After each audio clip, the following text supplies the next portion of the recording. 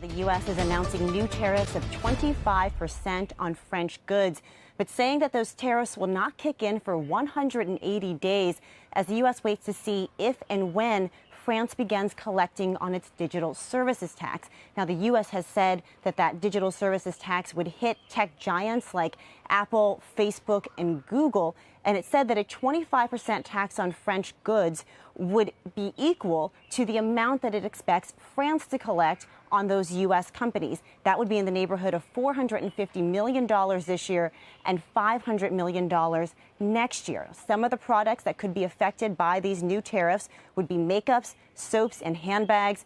But the U.S. saying that that is not a full list of items.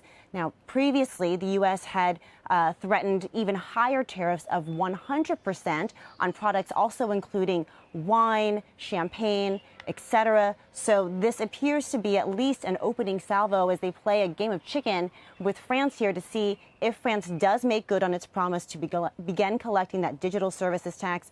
The U.S., again, in retaliation, now threatening a new 25% tax on French imports. Back over to you. Elon, thank you. Elon Moy in Washington. Dan, I'll go to you on this. The EU countries have targeted U.S. tech companies. Is this a good way of saying, you know what, no more?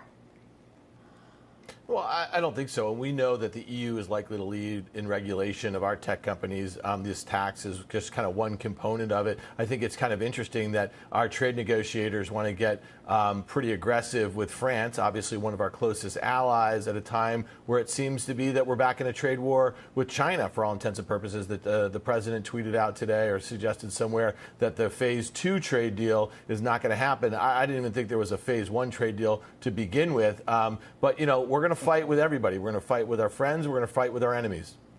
Tim?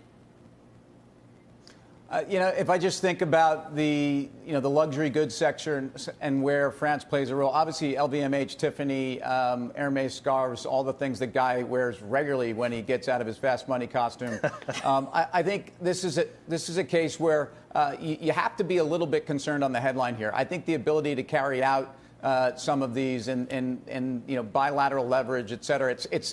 I'm not particularly happy to see that this is the tactic we continue to play again through tariffs and different type of trade sanctions. This is what this administration likes to do, and they haven't always been good for U.S. companies. But I think in the short run, this is actually a headline at a time that certain segments of luxury, not all luxury, some parts of luxury are totally impervious to this, but luxury should be coming under pressure, and at times we've seen that.